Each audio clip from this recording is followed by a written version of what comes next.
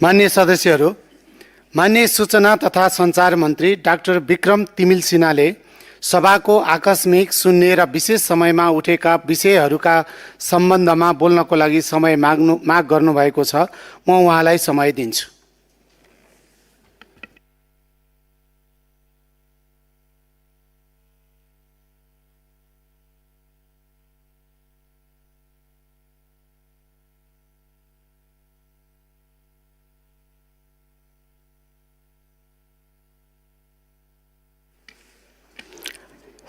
सम्माननीय सभामुख महोदय, सभाको आकस्मिक शून्य र विशेष समयमा सूचना तथा सञ्चार मन्त्रालय, साबिकको सञ्चार तथा सूचना प्रविधि मन्त्रालय समेतसँग सम्बन्धित माननीय सदस्यहरूले संसदमा प्रस्तुत गर्नुभएका प्रश्नको जवाफ दिनको लागि समय उपलब्ध गराउनु भएकोमा हार्दिक धन्यवाद ज्ञापन गर्दछु। सँगै मान्यज्यूहरूले अध्ययन अनुसन्धान गरेर यस मन्त्रालयसँग सम्बन्धित विभिन्न सुझाव सल्लाह र प्रश्नहरू राख्नु भएकोमा हार्दिक आभार प्रकट गर्न चाहन्छु। समग्रमा यसभन्दा अगाडि व्यक्त गरिएका प्रश्नहरू र सुझावहरूलाई पनि गम्भीरताका साथ मन्त्रालयले लिनेछ र आगामी दिनमा पनि यहाँको सुझाव सल्लाह र प्रश्नहरूलाई केन्द्रमा राखेर मन्त्रालयको कामहरूलाई चाहिँ प्रभावकारी बनाउनको लागि जिम्मेवारीपूर्ण तरिकाले अगाडि बढ्ने प्रतिबद्धता पनि व्यक्त गर्न चाहन्छु। अब म क्रमशः केही मान्यज्यूहरूले सभामा प्रस्तुत गर्नुभएका प्रश्नहरूको जवाफ दिन चाहन्छु। सुरुवात म सबभन्दा पछिल्लो प्रश्नबाट गर्न चाहन्छु। एकजना मान्यज्यूले सरकारले अलिकति निरङ्कुश चरित्र देखायो, प्रेसलाई सङ्कुचित गराउने मनसाय हो कि नियन्त्रण गर्न पो खोजेको हो कि भन्ने प्रश्न अघि भर्खरै राख्नु भएको थियो। म त्यहाँबाट राख्न चाहन्छु, स्पष्ट गर्न चाहन्छु। प्रेस स्वतन्त्रताप्रति सरकार पूर्ण प्रतिबद्ध छ। यो कोही व्यक्तिले, सरकारको एउटा व्यक्तिले होइन कि संविधानले दिएको अधिकार हो। यो अधिकार सुरक्षित छ। आज भोलि र पर्सि कसैले पनि यो अधिकार हनन गर्न सक्दैन। तर सँगै बुझ्नुपर्ने कुरा के पनि हो भनेदेखि प्रेस स्वतन्त्रता भनेको स्वच्छन्दता होइन। प्रेस स्वतन्त्रतासँगै जवाफदेहिता पनि आउँछ। त्यहाँभित्र पनि डुज र डन्ट्सहरू हुन्छन्। राज्यले, व्यवस्थाले एउटा महत्त्वपूर्ण अङ्गको रूपमा, राज्यको अङ्गको रूपमा स्वीकारेको एउटा महत्त्वपूर्ण क्षेत्रले आफ्नो ओजलाई, आफ्नो गरिमालाई कायम गर्ने गरी कार्य गर्दाखेरि सरकारले चाहेर पनि त्यसको विरुद्धमा केही गर्न नसक्ने व्यवस्थाका बिचमा हामी छौँ। ढुक्क भएर पत्रकार मित्रहरूले आफ्नो संवैधानिक अधिकार, कानुनले दिएको अधिकार आफ्नो गरिमा र सीमाभित्र रहेर गर्नको लागि म हार्दिक अनुरोध पनि गर्न चाहन्छु। अब यही प्रसङ्गसँग सम्बन्धित म अलिकति अगाडि गएँ। माननीय जगदीश खरेल ललितपुरले राख्नुभएको प्रश्न सभामा प्रेस काउन्सिललाई सशक्त बनाउने सम्बन्धमा उहाँको आग्रह थियो। मिडिया क्षेत्रको कन्टेन्ट मोनिटरिङको लागि प्रेस काउन्सिललाई सशक्त बनाउने, प्रेस काउन्सिलको क्षमता अभिवृद्धि गर्न, त्यसको प्रभावकारिता बढाउन र नेपालको मिडिया क्षेत्रलाई स्वच्छ, जवाफदेही र गौरव गर्न सकिने क्षेत्रको रूपमा विकास गर्नको लागि सरकार प्रतिबद्ध रहेको छ र त्यसका लागि कार्यक्रमहरू पनि ल्याउनेछ। त्यसै गरी माननीय खुशबु ओलीले नीति तथा कार्यक्रममा सङ्गीत र कला क्षेत्र नसमेटिएको बारेमा उठाउनु भएको थियो। यस सुझाव अनुसार मन्त्रालयको कार्यक्षेत्र अन्तर्गत परेको चलचित्र क्षेत्र र आम सञ्चारको क्षेत्र मार्फत काम गर्ने योजना सरकारको रहेको छ। बजेट तथा कार्यक्रममा यी विषयलाई सम्बोधन गर्न मौलिक पहिचान दिलाउने गरी निर्माण हुने चलचित्रलाई प्रोत्साहन अनुदान दिने कार्यक्रम सरकारको रहेको छ। त्यसै गरी मातृभाषा र कला क्षेत्रसँग सम्बन्धित विषयवस्तुलाई समाचार सम्प्रेषण गर्न गराउन मन्त्रालय सम्बद्ध सञ्चार माध्यमहरूलाई क्रियाशील गराउने गरी बजेट तथा कार्यक्रम पनि प्रस्ताव गर्ने मन्त्रालयको योजना छ। त्यसै गरी माननीय खगेन्द्र सुनारले संसदीय मामिलाका लागि खटिएका पत्रकारहरूको लागि केही व्यवस्थाका लागि अनुरोध गर्नुभएको थियो। समाचार सङ्कलनका लागि सङ्घीय संसद भवनमा आउनुभएका सञ्चारकर्मीहरूका लागि मुख्य भवन परिसर भित्र प्रतीक्षा गर्ने स्थानमा अस्थायी त्रिपाल, कुर्सी र पिउने पानीको संसद सचिवालयले प्रबन्ध गरेको जानकारी गराउन चाहन्छु। साथै भवन परिसरमा रहेका सुरक्षाकर्मीहरूका लागि पनि यो व्यवस्था गरिएको छ र यी सबै अहिलेका लागि हामीले बैठक कक्ष नै वैकल्पिक स्थानमा प्रयोग गरिरहेकाले भएका अस्थायी उपाय हुन्। आगामी दिनमा मुख्य हलमा गएपछि यी सबै समस्याको स्थायी समाधान हुने समेत जानकारी गराउन चाहन्छु। त्यसै गरी माननीय रङ्गिला यादवले रिमोट वर्क र डिजिटल इन्क्लुजनको बारेमा प्रश्न राख्नुभएको थियो। दुर्गम क्षेत्रमा बसेर काम गर्न सकिने डिजिटल वर्क हब तथा कम्युनिटी आइटी सेन्टर स्थापना गर्नुपर्ने सुझाव मननीय छन्। नेपालको सबै क्षेत्रहरू र खास गरी दुर्गम क्षेत्र एवं बढी व्यावसायिक कारोबार हुने क्षेत्रमा फोन र इन्टरनेट सेवाको पहुँच बढाउन र गुणस्तर सुधार्न बजेट तथा कार्यक्रम सहित आवश्यक कार्य गर्ने गराउने विषय सरकारको उच्च प्राथमिकतामा रहेको छ।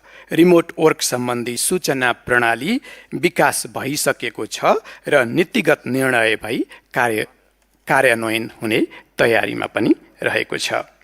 यसै गरी नेपाल सरकारका सम्पूर्ण कार्यहरू एकीकृत व्यवस्थापन सूचना प्रणाली GIOMS मार्फत गर्ने कार्य पनि भइरहेको छ।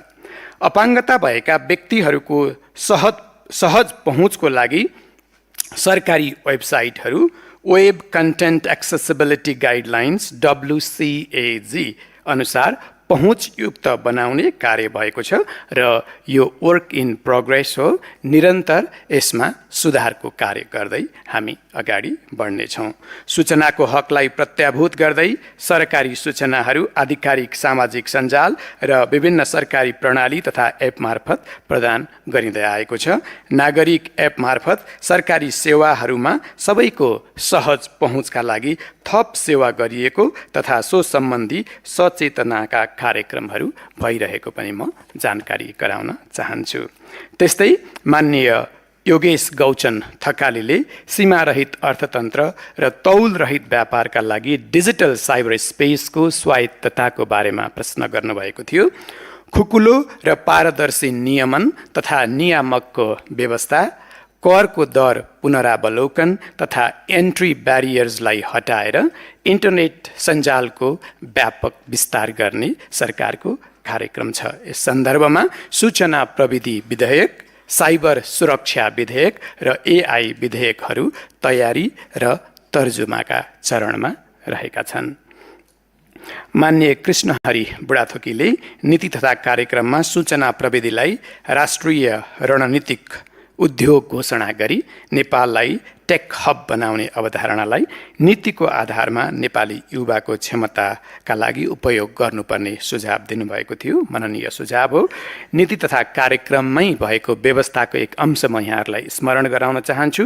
सूचना प्रविधि क्षेत्रलाई राष्ट्रिय रणनीतिक उद्योग घोषणा गरी सफ्टवेयर, डिजिटल सेवा, क्लाउड सेवा, साइबर सुरक्षा, हरित कम्प्युटिङ र AI कम्प्युटेसन निर्यातलाई प्रवर्धन गरिनेछ। डिजिटल पार्क, उच्च क्षमताका डेटा सेन्टर र सार्वजनिक डिजिटल इन्फ्रास्ट्रक्चर विकास गरी नेपाललाई टेक हबको रूपमा अघि बढाइनेछ। सूचना प्रविधि निर्यात उद्योगलाई वित्तीय सहुलियत, लगानी सहजीकरण, सहकारी सहलगानी सहित अनुसन्धान तथा नवप्रवर्तन खर्चमा कर प्रोत्साहनको रूपमा उपलब्ध गराइनेछ। नीति तथा कार्यक्रमकै व्यवस्था मैले स्मरण गराएँ।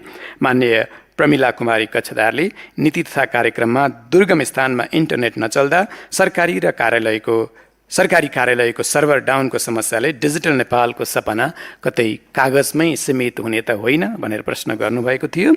त्यसो हुन नदिनेमा सरकार पूर्ण प्रतिबद्ध छ। अभूतपूर्व गतिमा, अभूतपूर्व लयमा यो देशको डिजिटल ट्रान्सफर्मेसनको लागि सायद यतिको गतिमा योभन्दा अगाडि कुनै पनि सरकार लागेको थिएन। यही कुरा अनुभूत गर्ने गरी हामी यो देशमा यो देशको डिजिटल ट्रान्सफर्मेसनको लागि हरेक दिन, हरेक हप्ता, हरेक महिना काम गर्नेछौँ र त्यो अनुभूत गराउने जिम्मेवारी पनि सरकारले लिएको छ। उच्च प्राथमिकताका क्षेत्रहरूमध्ये यो डिजिटल ट्रान्सफर्मेसन पनि भएको कुरा जानकारीमा आएकै कुरा छँदैछ।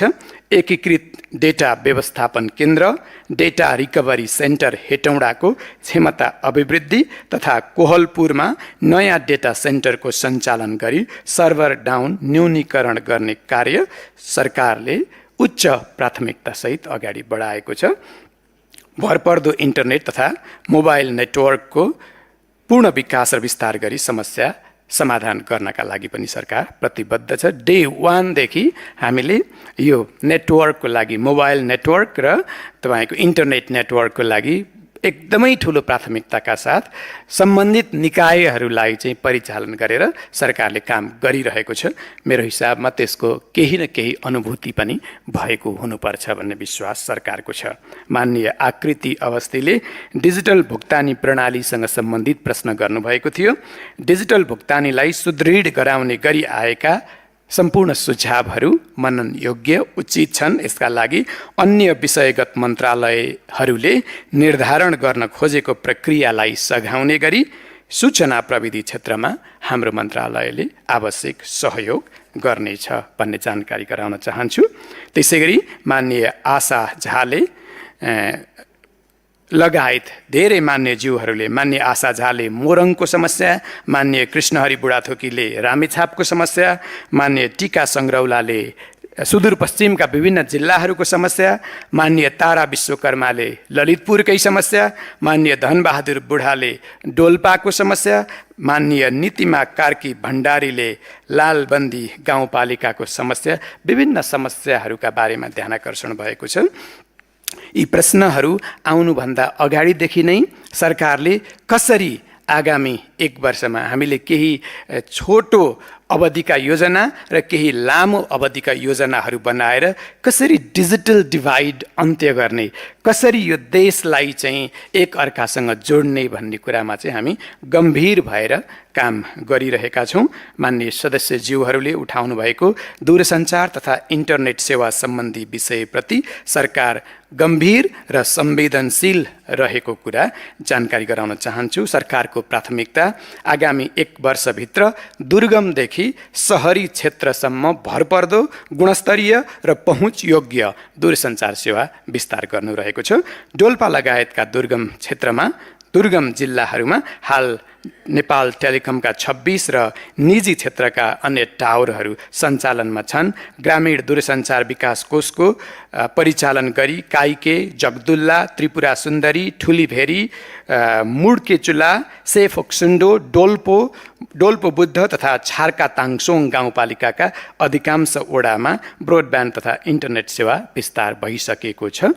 जिल्ला एउटा उदाहरण हो। यसै गरी अन्य जिल्लाहरूमा पनि त्यसै गरी काम गरिएको छ। यद्यपि सम्पूर्ण घरधुरीसम्म कार्पेट कभरेज हुने गरी इन्टरनेट सेवा पुग्न बाँकी रहेको छ र सरकारले आगामी 1 वर्षभित्र थप खोजी विस्तार, नयाँ साइट स्थापना तथा आवश्यक पूर्वाधार सुदृढीकरण मार्फत दुर्गम क्षेत्रका सबै सम्भव बस्तीमा सेवा पुर्याउने गरी कार्ययोजना अगाडि बढाएको छ। सेवा गुणस्तर सुधार तथा नेटवर्क क्षमता अभिवृद्धिका लागि अल्पकालीन रूपमा हाल सञ्चालनमा रहेका 4G नेटवर्कहरूको क्षमता विस्तार, आवश्यक स्थानमा पावर अपग्रेड तथा भिडभाड भएका क्षेत्रमा अतिरिक्त क्षमता थप्ने कार्य तीव्र रूपमा अगाडि बढाइएको छ।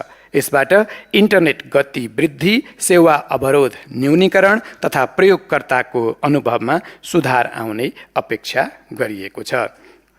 साथै ग्रामीण तथा दुर्गम क्षेत्रमा राम्रो पहुँच सुनिश्चित गर्नका लागि थप फ्रिक्वेन्सी मार्फत 4G सेवा विस्तार गर्ने योजना कार्यान्वयनमा गइरहेको छ, जसले कम पूर्वाधारमै बढी भौगोलिक क्षेत्रमा सेवा विस्तार गर्ने कार्यमा सहयोग पुर्याउनेछ।